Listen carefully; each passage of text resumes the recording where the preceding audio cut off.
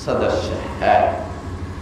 तो ये जो राष्ट्रीय परिवर्तन मोर्चा नया नया नाम है, तो ये हमने क्यों बनाया, ये क्यों बनाया, इसे आप लोगों को बताया जाना बहुत जरूरी है। इसको बताने के लिए पहली बात, सबसे पहले अगर जानना जरूरी है, क्योंकि यहाँ कुछ मास्टर लोग भी बैठे हुए हैं और मास्टर लोग पढ़ाने में इतिहास पढ़ाने का भी काम करते हैं, तो मैं एक इतिहास की बात आपको बताना चाहता हूँ। बहुत बड़ी बात है, छोटी बात नहीं है, बहुत बड़ी बात है। और वो बड़ी बात क्या है? वो बड़ी बात है आजादी का आंदोलन आजादी का आंदोलन नहीं था। आजादी का आंदोलन आजादी का आंदोलन आजादी का आंदोलन नहीं था, पहली बात। दूसरी बात, यह अंग्रेजों को भारत से भगाने का आंदोलन था। तीसरी बात, अंग्रेजों की जगह ब्राह्मणों को बिठाने का आंदोलन था। तो इसका मतलब है अंग्रेजों को भगाने का, उसके जगह ब्राह्मणों को बिठाने का। तो सारा परिवर्तन का तो कोई मामला था नहीं है? परिवर्तन का, हेलो हेलो हेलो हेलो, हाँ, तो ये कोई परिवर्तन का तो मामला नहीं था। जैसे क्या हुआ, जब अंग्रेजों ने ऐलान किया जाने का, तो उसके जगह अंग्रेजों ने ट्रांसफर ऑफ पावर, सत्ता हस्तांतरण करते हुए अंग्रेजों ने सत्ता किसको हस्तांतरित की?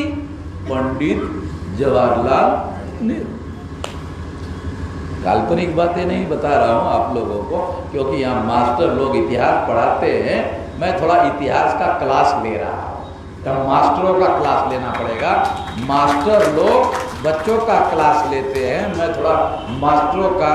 और जब जवाहरलाल नेहरू यूनिवर्सिटी में उधर गए था दिल्ली में, तो वहाँ प्रोफेसर लोगों का क्लास लगाया था कि तुम लोगों को भी थोड़ा पढ़ने की जरूरत है, तो उसका भी क्लास लगाया था दिल्ली यूनिवर्सिटी में भी और जवाहरलाल नेहरू यूनिवर्सिटी में भी। जब वो सुनने के लिए आए, तो फिर दोबारा सुनने के लिए कतराते।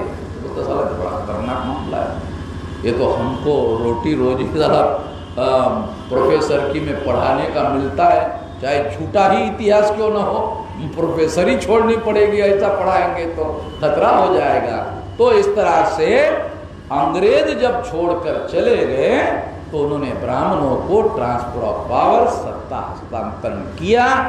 नाम के साथ, सबूत के साथ बोल रहा हूं, काल्पनिक बातें नहीं बोल रहा हूं। आजादी के आंदोलन में गांधी नेहरू आजादी के आंदोलन का नेतृत्व कर रहे थे, तो बाबा साहब आम्बेडकर ने what Gandhi and Congress have done to untouchable नाम का किताब लिखा। आप लोगों में से किसी ने पढ़ा होगा, किसी ने सुना होगा और किसी ने कुछ भी नहीं किया होगा। तो उसमें बाबा साहब ने लिखा, क्या लिखा कि गांधी जी और नेहरू जी ये आंदोलन चला रहे हैं, तो काहे के लिए चला रहे हैं? तो कह रहे हैं, बाबा साहब कहते हैं, वो कह रहे हैं हम लोग फ्रीडम ऑफ द कंट्री का आंदोलन, हम लोग फ्रीडम ऑफ द कंट्री का आंदोलन कर रहे हैं। तो बाबा साहब आम्बेडकर ने कहा, मैं तो फ्रीडम ऑफ कंट्री का आंदोलन नहीं चला रहा हूं, मैं freedom of the people of the country का आंदोलन चला रहा।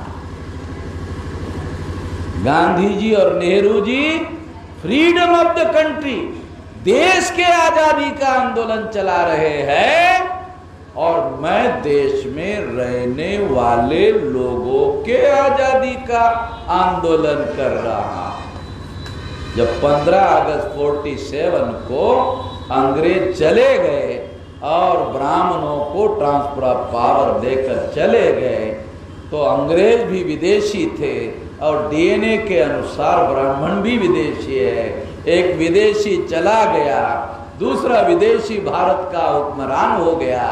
जो दूसरा ब्राह्मण विदेशी भारत का हुक्मरान हो गया, उसने भारत में अफवाह फैला दिया, देश आजाद हो गया।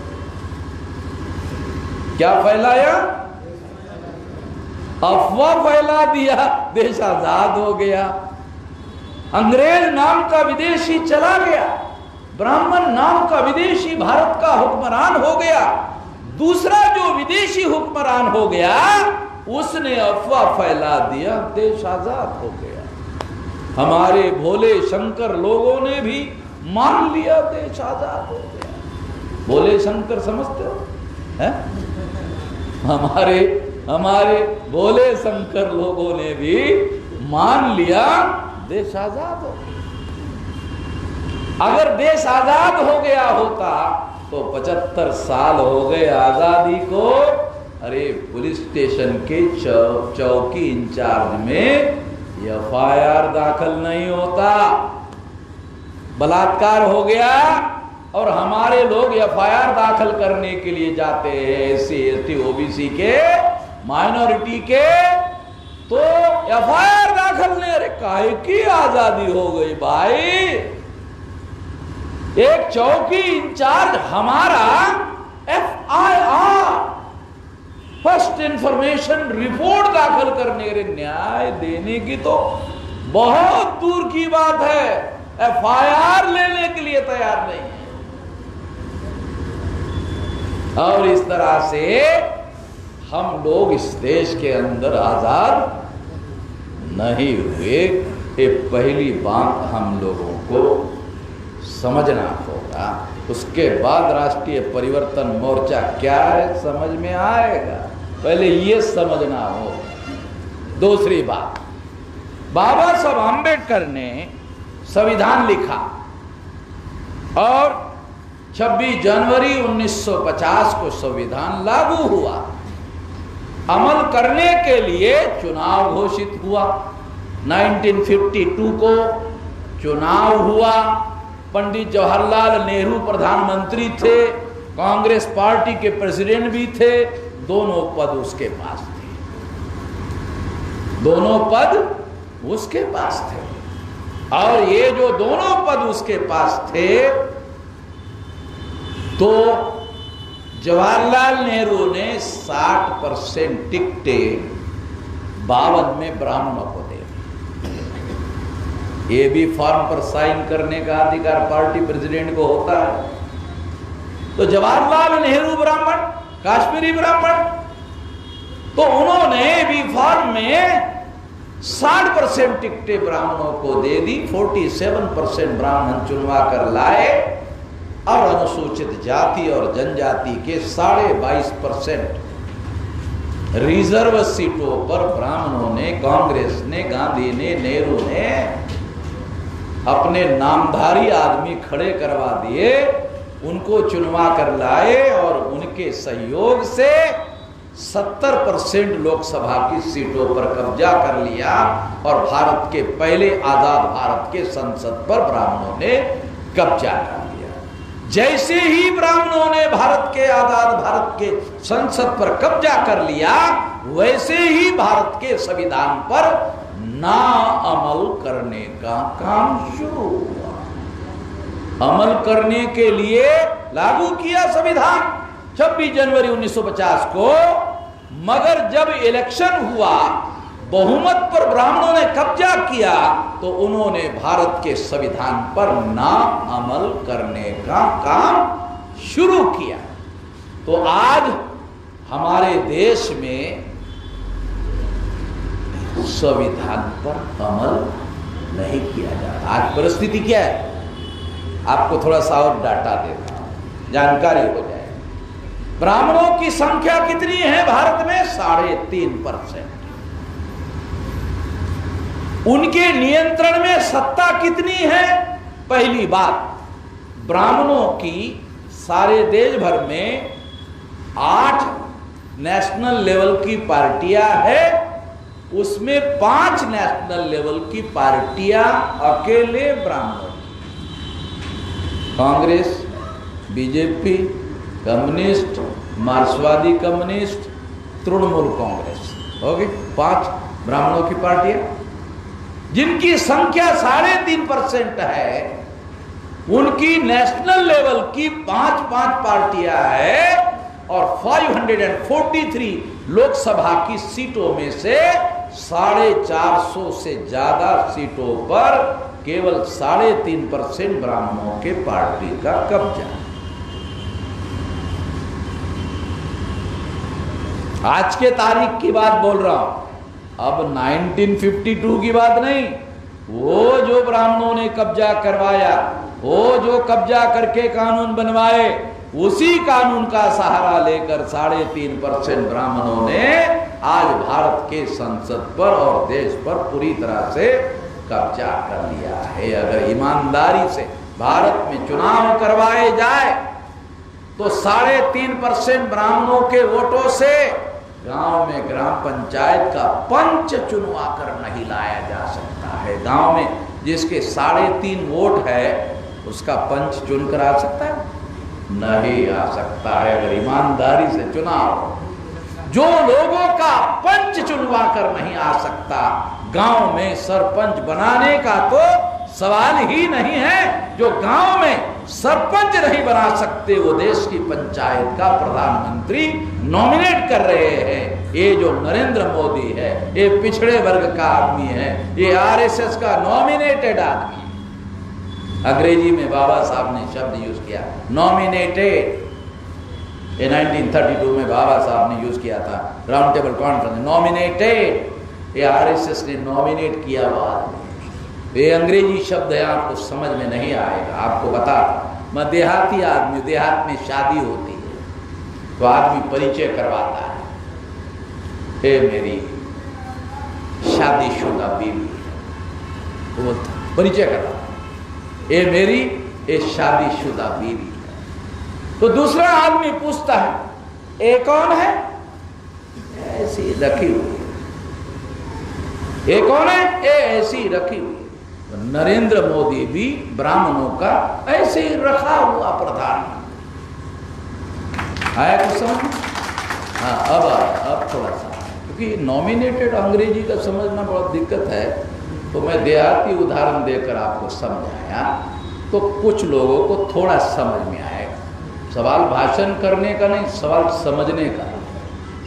तो ये नॉमिनेटेड जो पीएम है, ये ब्राह्मणों के द्वारा नॉमिनेटेड है 52% वाला, मगर नॉमिनेट किया 3.5% लोगों ने। देखो देश के हालात और देश की परिस्थितियां कैसी है, और इस तरह से इस देश पर उन्होंने कब्जा किया। ये कब्जा हम लोगों को समझना चाहिए। अब देखो, काशीराम जी ने बहुजन समाज पार्टी बनाई, पार्टी हमारे लोगों ने बनाई। मिश्रा जी चला गए, पार्टी हमारी काशीराम जी ने बनाई, मिश्रा जी चला रहे। साला पार्टी हमारी चला रहे मिश्रा जी। यानी 5 नेशनल लेवल की पार्टियां तो है ही है, ये भी इनडायरेक्टली ये भी उन्हीं लोगों की है। और अब मायावती बहन जी से मिलना है जाटों को। अरे दूसरे जाति को छोड़ो भाई, अगर किसी जाटो मायावती को मिलना है तो परमिशन सतीश मिश्रा की लेनी पड़ती है, और सतीश मिश्रा परमिशन नहीं देते हैं। ये बात हमारे लोगों के भेजे में जाना जरूरी है। ये बात से काशीराम जी ने बनाई तो शुरू से खून पसीना लगाने में वामन मेश्राम जी की भी जिंदगी खप गई है। तो हमारा भी खून पसीना लगा, तो इसलिए बहुत तड़तड़ाहट होती है अंदर से, बहुत ज्यादा दुख होता है, बहुत ज्यादा तड़तड़ाहट हो जाती है, बहुत तकलीफ होती है अंदर से। आप लोगों को मुझे जितनी तड़तड़ाहट होती है उतनी मैं बता भी नहीं पाता हूं, जितनी होती है उसमें से थोड़ा सा बता पाता हूं। इतनी तड़तड़ाहट होती है, कितने जिंदगी या लग करके ये हमारे महापुरुषों ने बनाई।